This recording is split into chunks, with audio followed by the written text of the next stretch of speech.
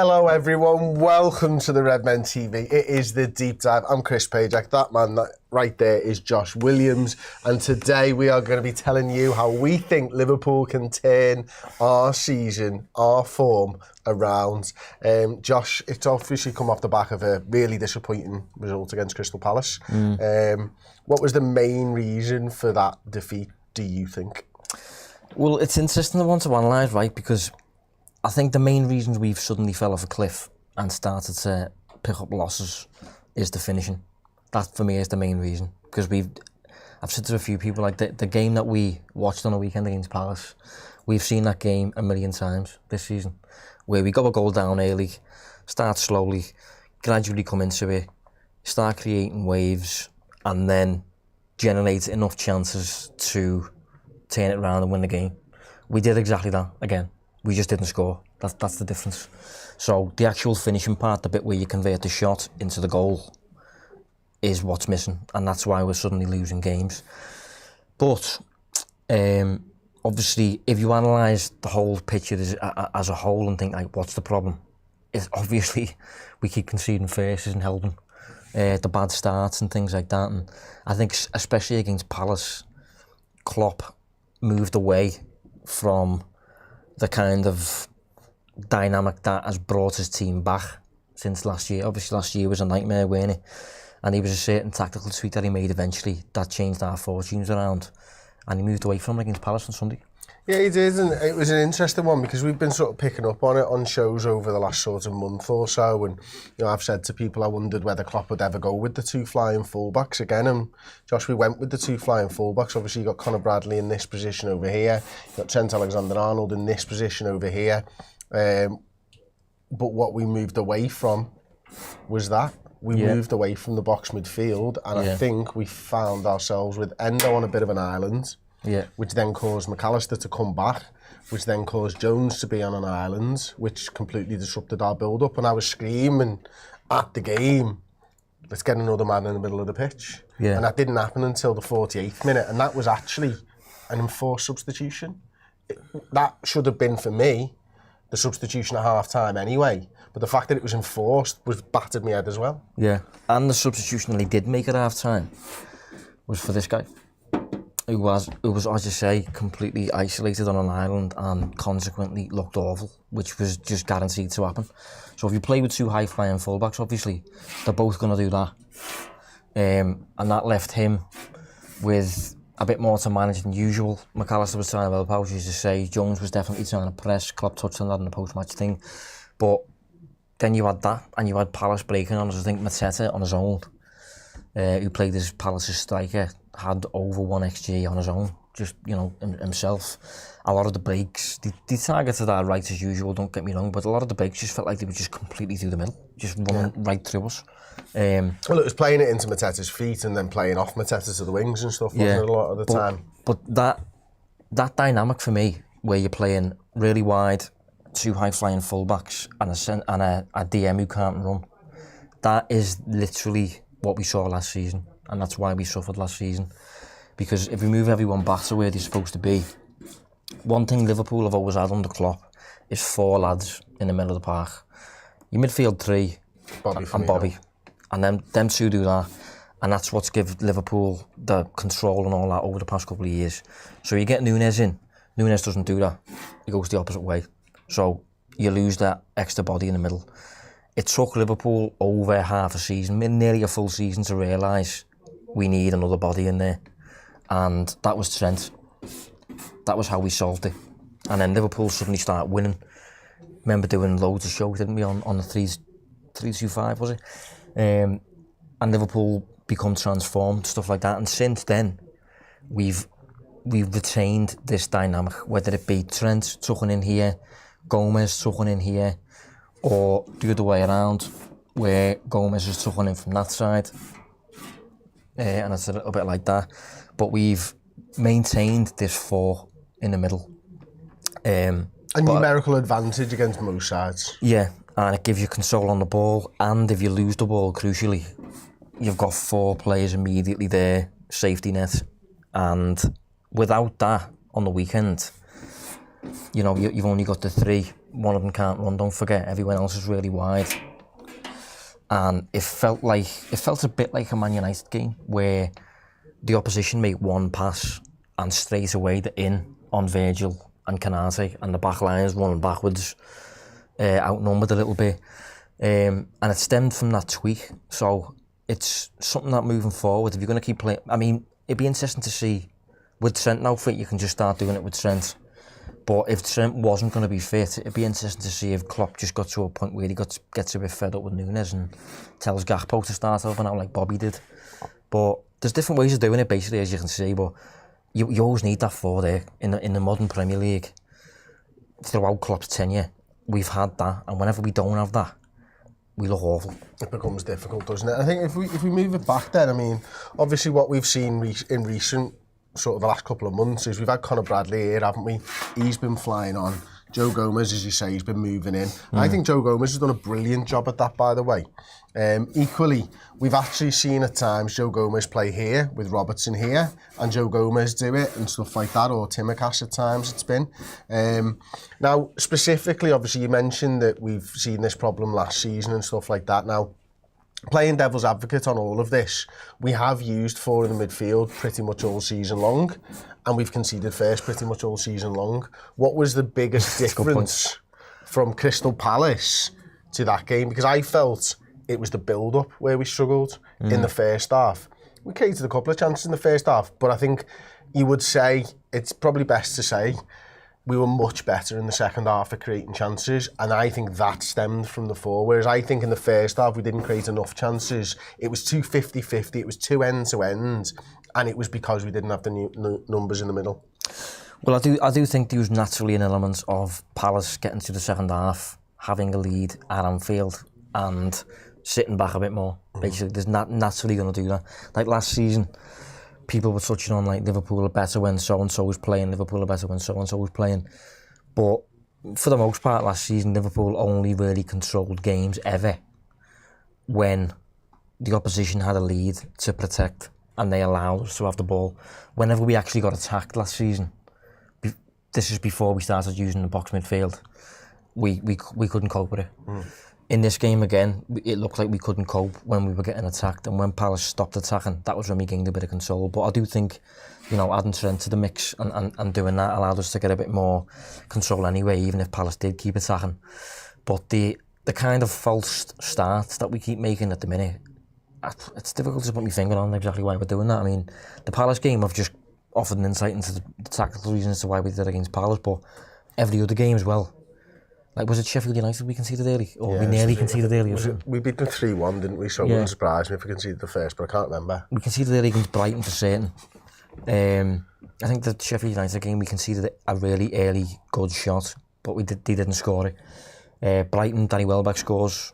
But usually I put that sort of thing down to just variance, it's just random, it's just, you know, there's not a lot you can control, but it is a growing theme, isn't it? Yeah, well, move on then. What do Liverpool need to do to sort of... In fact, before we do that, what did Klopp say after the game?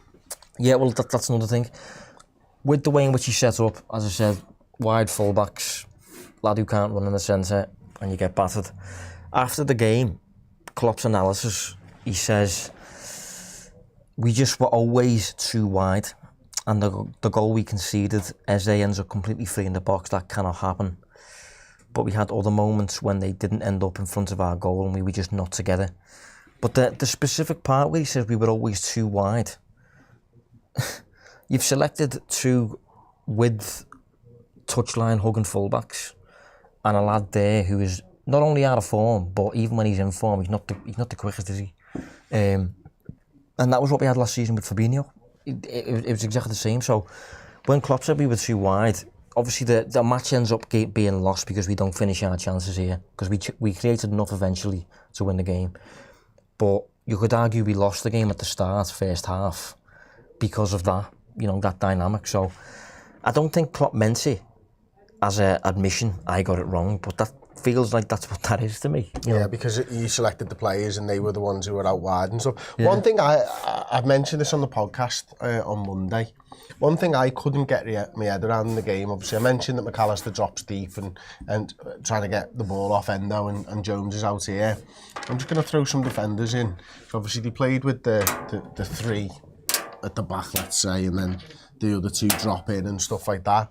What I couldn't get is they put Salah there and he was occupying both players, and they basically had Conor Bradley there for the entirety of the first half and refused to pass it to him. Like, and you know, while the ball's over sort of this side of the field or whatever. And I was just thinking, why are you taking, all right, admittedly, Mo Salah isn't in the best form at the moment, I think everybody will agree, but you are taking your best goal scorer and you're putting him on two lads to create space for somebody and you're not playing it to Conor Bradley.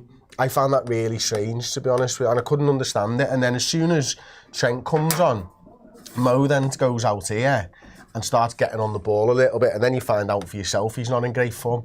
But I just thought that was a really interesting one. And the one thing that really got me, and I said this again on the podcast yesterday, so it's interesting to get your thoughts on it, Josh, but like, the team completely changed on 48.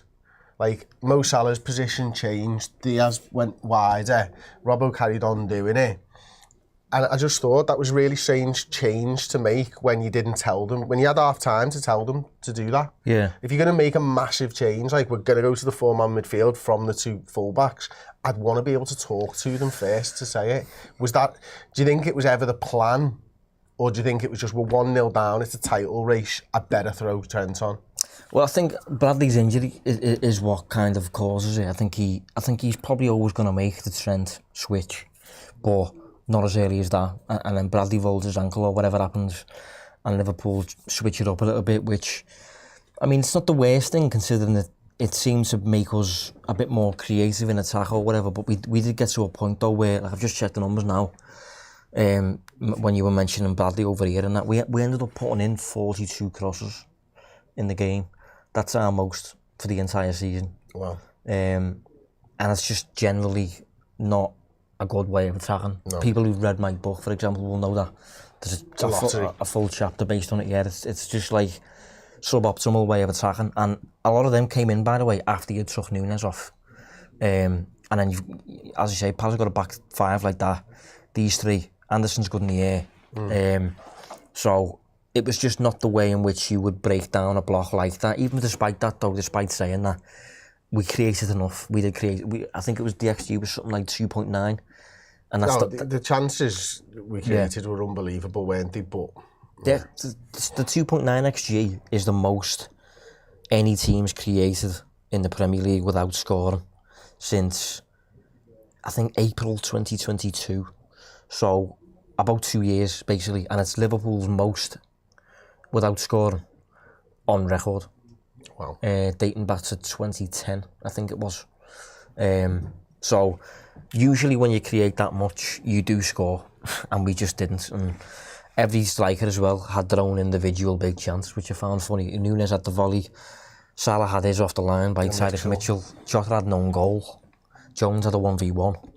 It was like turn to piece, but nobody did. Well, this begs the question, though. I mean, obviously, you know, I know you did a little bit about the finishing and stuff last week with Dan, and I don't want to tread over that ground too much, but we took our £85 million man off in 3 games on the bounce when we're chasing results. Yeah. It's not a great sign. No, it's not. Yeah, he's very frustrating, isn't he? I completely get it. I don't know. I don't really know what to say. I don't think the answer is like sell him or something like that. I think you just have to persist with him. You have to hope that it starts landing on heads for him. But I do think he's just, there's something, I don't know what it is, there's some kind of composure element or something where he panics or what. I don't know what it is, but he doesn't seem to have that coolness when it opens up for him like that. He needs to be more robotic for me. He needs to do the simple things well. I mean, I get frustrated by him. And I went through, I was really angry with him in December. And then I see January, February, March, I'm like, okay, Sant, I'm fucking really happy with that, what you're doing.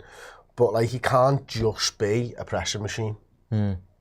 I think the tricky thing is the things we love about him is pretty much his intensity and the fact he's a bit of a nutcase. But that is what we hate about him when it comes to the shot conversion. Like one thing I saw during the game, we missed a late chance. Nunez was on the bench. The camera goes to Klopp, and Nunez is in the background, and he's going mad. He's like volleying the chairs and everything. And that's just the type of person he is. I don't think I'd ever, in any situation really, get to a point where I'm volleying an inanimate object out of frustration. But Nunez is that... Maybe you're very different people. Nunez is that guy though. Nunez is that just nutter. Yeah. But when you want him to be as chilled as anything, you know, spa music playing, cucumbers on his eyes and that, he can't, it's not him. It's just not in his nature to do it. So he does, I don't think he panics. I don't think that's the right word, but he makes bad decisions. That's what I think he does. I really do. And, you know, it's highlighted by the fact he took the ball off Robbo here, when you should be just making a run over there and dragging a man and you'll be getting a pass. It's highlighted by the fact that McAllister plays a great ball over the top, and instead of just passing it 3 yards to Salah to slot past the keeper who's come out to you, you flick it over to Diaz at the back stick. There are so many of them, but then equally for that, you've also got the Brentford, where he chips the goalkeeper. It's one of the best goals you've seen. Yeah. But one thing, as a critic over the last few days of Darwin Nunez, that I will say, because I think it's important to say, is I've calmed down a little bit after the weekend on how I feel about him. But he's a 1-2 striker. Now, that used to be enough. And I'm not sure it's enough anymore. And I think, you know, if you were a 1-2 striker at Liverpool, you were banging goals in for fun. Yeah. And he's a 1-2 striker. And yet, it's not good enough because there's a lad down the road, down the M62, who scores 20 and 25. Yeah. And is there an element of that? What we're competing against is better, so we need to be better. And there aren't that many better players than Erling Haaland out there. Well, it's worth saying Erling Haaland this season is not firing on all cylinders. No, he's not. Finishing wise. But he's got loads more goals, Josh. Haaland this season is underperforming by about 3. XG by 3.7. Yeah, but he scored 9 more Premier League goals than him. Yeah, I know, yeah. Nunez is underperforming by 3.2. So he's actually underperforming by less than Haaland. But I know what you mean, though. For what it's worth, I still think Nunez is 24 still. Yeah. You know, if you picture him when he's like 28, I do think he's a killer. I do. I think he's scoring 25 plus every season. If he's playing for the top side, that is, you know, it depends on how his career goes and all that. But you know, when you got these question marks about certain players and you debate selling them, and you think, what if they go and do it somewhere else? Like we had that thought with Emre Can, I think. United have had that thought for a decade with Martial. That's why they keep extending his contract. Nunez, I do. There's quite clearly a player there. I mean, like a lot of people touch on, you know, the shots that he gets and the highlights, and you always think like, oh, Gakpo would have scored that, or Salah would have scored that, Haaland scores that. But some of them lads don't even get the shot because they're not in the right moment, or they haven't moved the right way, or whatever. The fact he gets so many shots is a huge positive, but the problem is he seems to need so many to score. Like so far this season he's on 102 shots. Haaland's on 97, and Haaland's played about 3.5 full games more than him. Nunez has got the most in the Premier League with 102, by the way, but he's got 11 goals. I'm just pulling this up on the laptop so people can see it now. So there you go. You can see Darwin Nunez with 102 shots. One thing I will say though is obviously expected goals are fantastic and all that, and I really do take the data seriously. But like, what about his shots on target? Well, I don't think that's a thing. You personally, don't? No.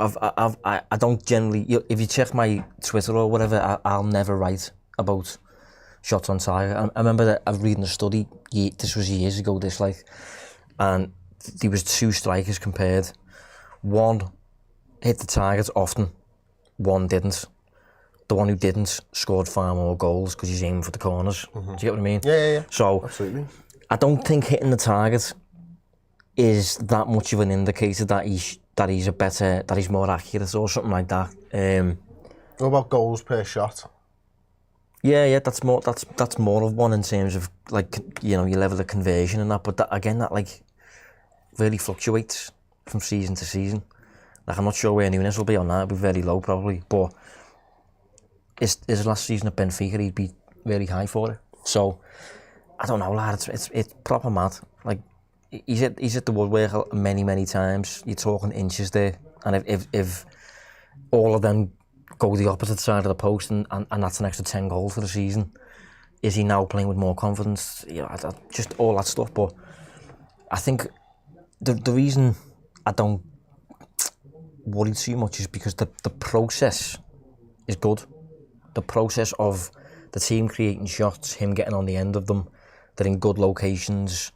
The process is good. The outcomes are just mad at the minute.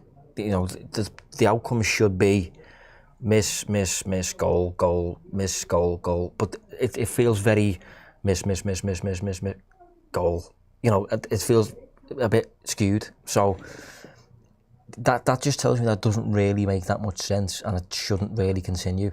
But he could just be a freak, or he just can't finish his dinner. Now, there's one conversation here that I think we need to bring into it, and that is next season. Because a new manager coming in, we know what Jurgen Klopp is, we know what Jurgen Klopp does, we know he likes to back his players, he believes they're going to turn the corner. Is the next man? Yeah, I don't know. I think the next man will definitely give him next season, by the way. I think especially if it's someone like Amarim, because he's seen him in Portugal. Yeah. He's seen him do the business, he's seen him play against his own team. And anyone, you know, with any kind of tactical mind will look at Nunez and realise the perks there. You know, the threat he can pose, the number of shots he gets, what he does to create space for these lads, you know, in the 10 spaces by dragging defenders that way. His ability to occupy a defensive line on his own, rather than being the kind who just like gets pushed to one side or whatever. But when it comes to finishing at a high level, there is generally a bit of a what's the word, like a sell-by date almost, where if you haven't done it by a certain point, the heavyweight club that you contracted to gets a bit fed up with you and just lets you go. Like Chelsea with Werner. Yeah. Chelsea have done it with loads, to be honest. Who else have they done it with? Lukaku, Torres. About 3 times with Lukaku, I think. Kesman, remember Kesman? Yeah. At Chelsea, if you don't convert your chances like that, you're gone. At Liverpool, I like to think we give our strikers a bit more time, and I like to think the data-driven culture at the club would suggest that, like, he's unlucky for the most part, but you do watch him and it's difficult to call him unlucky all the time. I do think he's been very unlucky at times, like, but sometimes you are just like, come on. I mean, like the volley against Palace. There's nothing wrong with that. Exactly, yeah. Nothing wrong with that. That's what I was going to say. I was going to ask you then, do you blame him for that? Like, connects with it really well. Yeah. Sometimes he just go in, but it's kind of straight at the keeper as well. So I don't know. It's the other decisions that I've got problems with, like the two I mentioned to you before. They're the ones I've got problems with. Not what he did from 3 yards out when there was a defender there close to him. He hit the ball really well and smashed it at the goalkeeper. That's unlucky. But it's the fundamentals of playing the centre forward that there are times I think, what are you doing? That's just stupid. Yeah. Sometimes you really know he's on the pitch though. He's like, he is a menace when he's at his best. But it's them moments, the big moments that win low-scoring football matches. Like the moment I'm vomiting over is the Man United transition, where Salah plays the ball from there to Diaz here. Diaz plays the ball back stick to Nunez here. Szoboszlai there for a tap-in. I know it's high speed, but if Nunez just taps it to him, Liverpool take the lead, run away with it. Might have been 2-0 at the time, can't remember. But instead, Nunez is just frantic and he just squares it to no one and the ball rolls down here. Do you remember what moment that I'm on about? Yeah. That's the kind of one where you just get a bit of composure about yourself, chill out, assess the situation. So the Liverpool, taking it back to the title of the show, I suppose we've gone off on a mad tangent there. Yeah. The Liverpool need to play Diogo Jota between now and the end of the season. Well, I don't think that it's as simple as that, no. I think, I know Jota's been our most clinical this season, but Jota missed an open goal. Jota missed arguably the best chance out of them all. I think it is just one of them where sometimes this happens and the next game you'll score 6. And it's just the way things go when it comes to finishing. If we do score 6 in the next game, that would be really helpful. I think what's crucial, the finishing part for me is always going to be the part that's just flip the coin, pull up fruity, you know, that sort of thing. What you can control is stop conceding, stop giving away cheap. And you can do that by going back to what made you so good at the start of the season. Being a bit more methodical and controlled, less chaotic, get Trent back in here. Establish the 4 again, accelerate the game at the right times, because it's all gone a bit nuts and it's not benefiting us anymore. We need to go a bit more controlled again and just hope that by establishing that control, maybe slowing things down a bit, you A, don't concede first, and B, maybe when the chance does come, Nunez is expecting it a bit more and he can finish with a bit more composure or whatever. But we need to Klopp needs to fix the defensive side, and the attacking side is, the process is good, the finishing isn't, and Klopp can't influence that. Yeah. Okay. So there you go. Get Trent back into the side, shock horror. Throw him back into the middle of the park. Give us an overload in numbers, and start finishing your chances. It's dead simple, Liverpool. Thank you very much for watching. We'll see you next time. Ta-ra. Thank you so very, very much for checking out the video. If you enjoyed it, drop a like. The season is now well underway. If you need extra Redmen content, be it podcasts, videos, documentaries, interviews, and general shows, fill your boots on redmenplus.com today.